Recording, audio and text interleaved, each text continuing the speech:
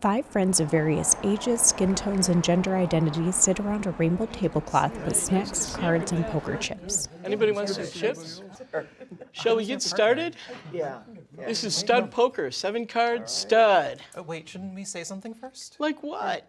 Something special or sacred or whatever. Oh, for crying out loud. This is poker. No, I just mean, Don't make me laugh. Can we just play a round of poker? no, I'm not trying to be funny. It's okay, Bootsy. We understand. What do you folks want? If it's poetry you're looking for, ante up, put a chip in. Oh, come on, Guy and dolls. Let's just get on with the game. We're here doing our duty and honoring our friend and trying to keep the game going as she requested. That's right.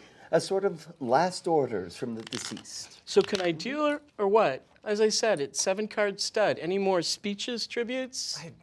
I just can't believe she's gone. Oh, for crying out loud. Like, what? It couldn't have just been because she was lonely. Like, loneliness? Well, that's what she said to us in her letter. I mean, how many of us haven't felt that way with coming out with some big truth? Whether it's transgender or non-binary or a spouse who is. Even I can relate to that as an ally.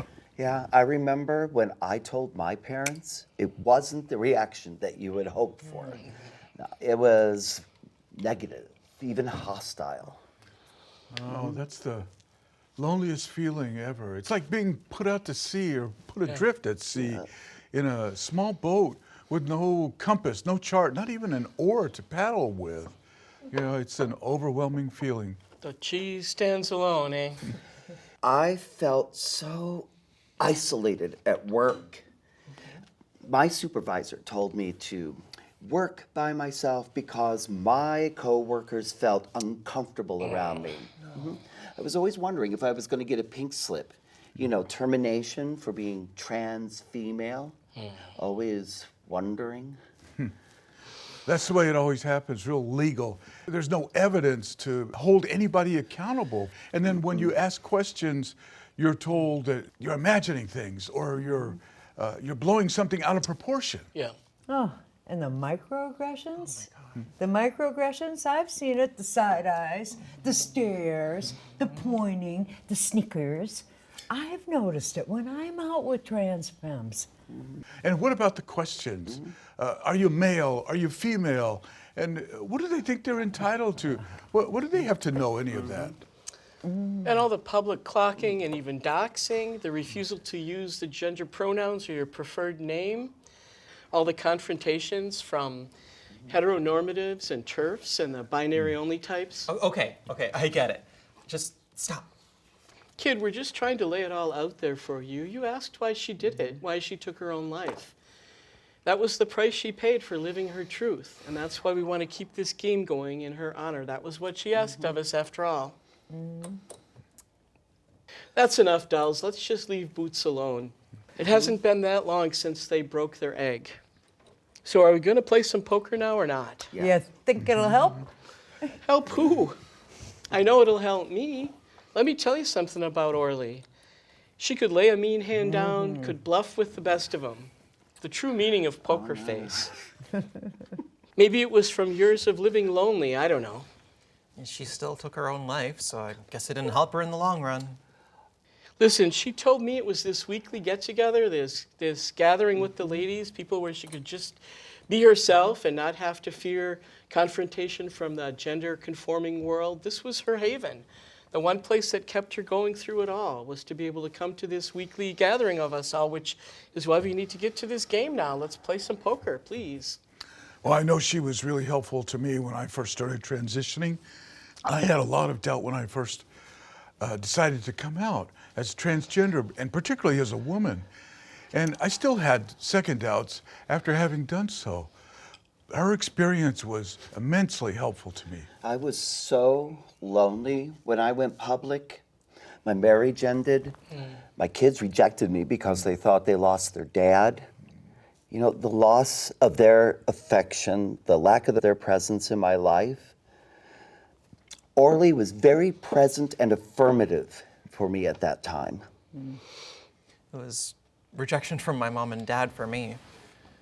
I mean, my mom tried to understand, but she was a woman of her time.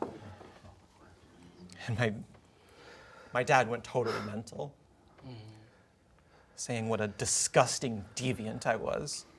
He didn't even try to understand. He just shut me off completely. Oh, I'm so sorry.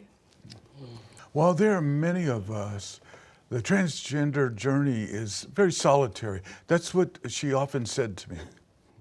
All the questions, all the self-doubt. Am I just going to do a social transition, changing my name, changing my legal IDs? Or the big one, the medical phase, hormones, possible surgeries? She had been there and through to the other side. And let's not even get into passing. The ubiquitous, unrealistic goalposts that keeps getting moved by the home team, the cis heteros. If we could only find out to establish that reality, and I'm not talking about God. All right, all right. Let's get a grip, everyone. We know what the problems are, and we know that sticking together is what's going to prevent another person from taking their life. We have to be there with each other, be there for each other, take care of each other and anybody else like ourselves so that we can prevent this from happening. Thanks, Jude, for your wise words as being our trans elder. And thanks for letting me sit here as an ally. It's nothing, and I get the privilege of being the one that permanently deals for this game now that our dearly departed sister has relinquished that role to me.